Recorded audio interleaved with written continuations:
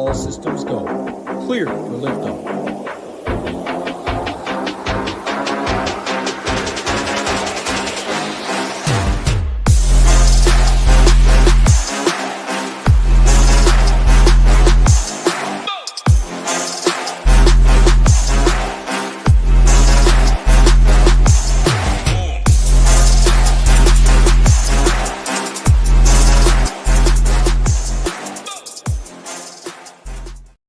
Welcome in. We are live for another Showdown episode. Ship It Nation, not Ship It Nation, Rocket Classics. Ship It Nation Classic. Hopefully we can. I'm thinking Rockets. I'm thinking Ship It. It all the same thing. Let's call it the Ship It Classic.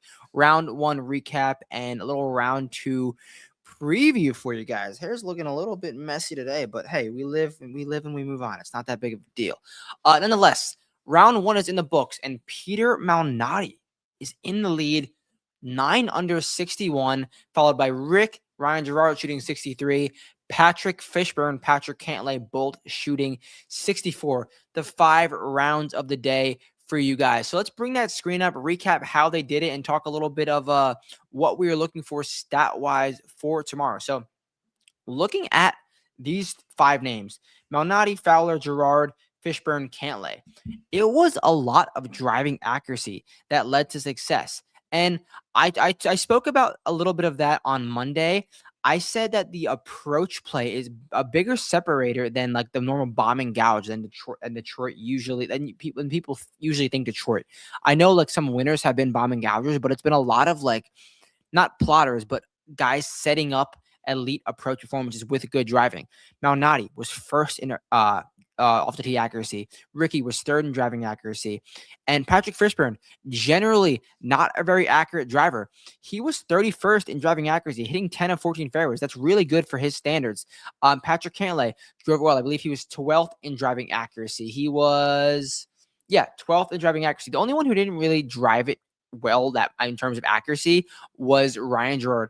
Ryan Gerard ended up being 88th in driving accuracy, and he was all putter. He did gain a stroke with the ball striking, but it was all putter. Ryan Gerard's been really popping with the putter at random this year. So what I am looking for in terms of round 2 stats is more driving accuracy and spike approach play.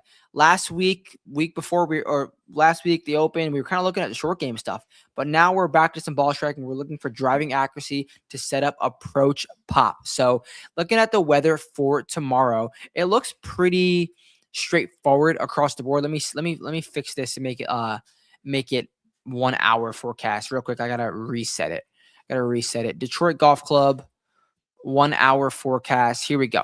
So it looks like it might be at its calmest in the morning. Could be potential early morning split, but I don't think it's going to be anything too crazy. It doesn't get too gusty. It gusts up to 20 miles an hour around 5 p.m. Detroit time, but I don't think it's going to be anything too insane. I would go 4-2 stacks, but I wouldn't say you have to cross off all these PM guys.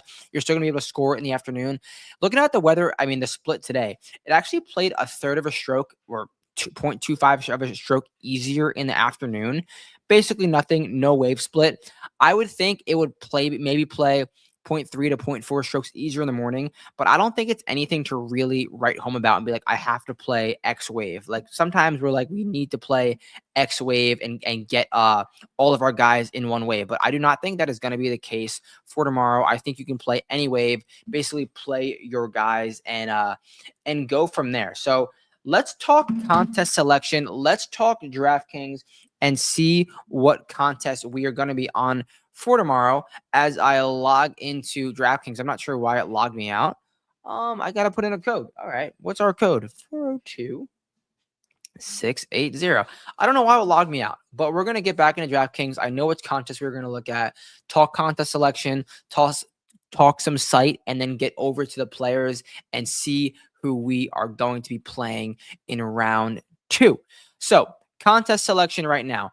This 15K long drive, this is the one that we wanted. Yeah, right here. Okay, sharing my screen. Bang, bang, bang. 15K long drive, $100 single entry, only 166 entrants, pays out $2,500 up top, and then we don't get $250 until 16th to 20th. So 10% of that top prize is all the way at 20th place. That is a rare selection or a rare structure, in my opinion. Usually we see that 8th to 10th, and now we're getting that at 20th place. So if you're not someone who generally, if you're someone who cashes, gets min cashes, doesn't always get in that top 10th, this is a great contest for you because maybe you have a solid lineup, but you don't have the pop. I think this is a safe lineup to play, a safe contest to play, and you still get a nice payout structure if you're not chasing the top. Obviously, you're always chasing the top spot, but if you don't generally get that top spot, you don't get that top spot once a year, twice a year. Play this contest: $100 single entry PGA Tour Showdown, 15K long drive. Now let's take a look at the site, see what you're going to get with Code Boots. Code Boots gets you all of this information. You get the PGA projections, you get the stone, you get the slate plan, you get the course fit rankings, and you get the showdown projections. Looking at the showdown stuff, we have the projections, the stone 2.0, and the slate station. I'll tell you right now, the slate station is already up on the site. If you go to the site right now, you can get the slate plan, which has all of my plays, my core, everything that I am on, people that I touch on in this podcast, people that I don't touch on in this podcast. So I like to play guys from the slate plan. I like to play guys from the projections, and I like to play guys from the stone. I kind of go 3 each, maybe 4 each, depending on how many guys I'm playing, and put that into the optimizer. You can get all of that with Code Boots right here. You're going to go to the top left of the screen, top left of the website, click that logo, join the nation. If you just want the golf, single sport, PGA plus optimizer, Saber Sim, Code Boots gets you it for a free week. If you want every single sport, all access plus optimizer, all access ultimate, Code Boots gets you it for a free week. And we know NFL is coming around the corner. Try it out and join us for the football season, because I know that's where a lot of you guys cash big time. And same thing with us, you guys at Shipping Nation. You guys cash big time. So nonetheless, we are here to talk about the Rocket Classic Round 2, talk about some golfers, and see who we're going to be playing. So I'm going to bring my screen back up.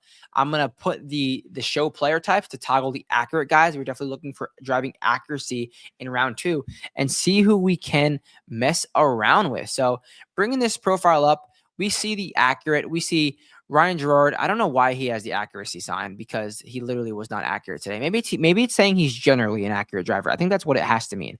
Generally has to mean that he's generally an accurate driver. So maybe that toggle doesn't really even matter. So let's see who's gaining strokes off the tee and pairing it with some nice approach play. Who is this right here? Who is this? Mark Hubbard. I mean, if there's a style of golf and potential golf course for Mark Hubbard to pop on, it's definitely this one. He can gain another 2 strokes on approach. Mark Hubbard is due for like a 5-6 approach week a year, and maybe we're in the mix of it right now. So Mark Hubbard, he's going to be in the 6K range for sure. I don't mind that at all. Who do we have right here? Gaining on off the tee, gaining on approach, and doing nothing short game. Rico Hoey. If you're telling me Rico Hoey is a 0 in the short game, that is an absolute win. Rico Hoey always loses strokes short game. And if he's about average in short game, he is in for a great week. So I absolutely love Rico Hoey through one round of golf. I think that is a great profile. Next guy I want to touch on, shot 400 today as well, and that is Jordan Smith. Gained 0.15 off the tee, another 2.5 on approach, generally a very accurate driver, and proved to make some putts. So if he gets his profile exactly the same tomorrow, maybe pops a little bit more on approach, which he could, or a little bit more off the tee, which he could, Jordan Smith could be in for a 5 or 6 under round tomorrow. Who else are you looking at? What do we got right here? I like this profile a lot. Jake Knapp ended up shooting a 3 under round after being 1 over for, I feel like, all day. He had to have had a nice finish. Let me take a look at Jake Knapp's card, because I feel like all the golf I was watching, he was 1 over, and I must have turned it off and he got finished hot. Yeah. I mean, when you finish eagle, bogey, birdie, you're going to shoot 3 under. I like his stats though so far, gaining strokes everywhere, a nice putting. This is where Jake Knapp pops about, like, he usually will gain more off the tee, but 0.8 in 1 round is solid. The putter is solid. I like this profile a lot from Jake Knapp. Let's look for a few more golfers. I mean, Chris Goddard is a golfer who's gained strokes on the green in like his last a lot starts. I can give you an exact number if you want to, but go look at Chris Goddard's profile. He has gained strokes on the green so consistently. He had a putting round today of almost -2. I promise you that putter is going to turn back to the right direction. So I like that a lot from Chris Gotterup. Justin Lauer, another profile that makes a lot of sense. Justin Lauer, you see he's losing 0.5 strokes off the tee, about even on approach, and he's gaining about 2 strokes short game. Justin Lauer is good on longer tracks that require you to make birdies. I would definitely put Detroit Golf Club in that stratosphere. A longer golf course and still requires you to make birdies. So what's his name? Justin Lauer is a nice play tomorrow, in my opinion. And this profile right here, gaining 1.5 strokes off the tee, another 0.17 on approach, and losing 1.5 on the green on the short game. If they have an even short game day, they're turning that 1 under round into a 3 under round. That is Jackson Coyven. Wouldn't be scared to go back to him. So those are some profiles I'm liking. That's the style of golfer I am looking for. The driving accuracy, guys who are generally accurate, show some approach pop, and then if you can match it with some nice short game, that as well. But that is better. But the TLDR, you have to be a generally accurate driver or showing some accuracy this week and prove that you can pop on approach. Did it in round 1, or if you're generally a nice approach player, do it in round 2. That is what I'm looking for. And check the slate plan for more golfers. But before we get out of here, I got to tell you the one golfer that I am on. The one golfer that I am playing in round 2, no matter what.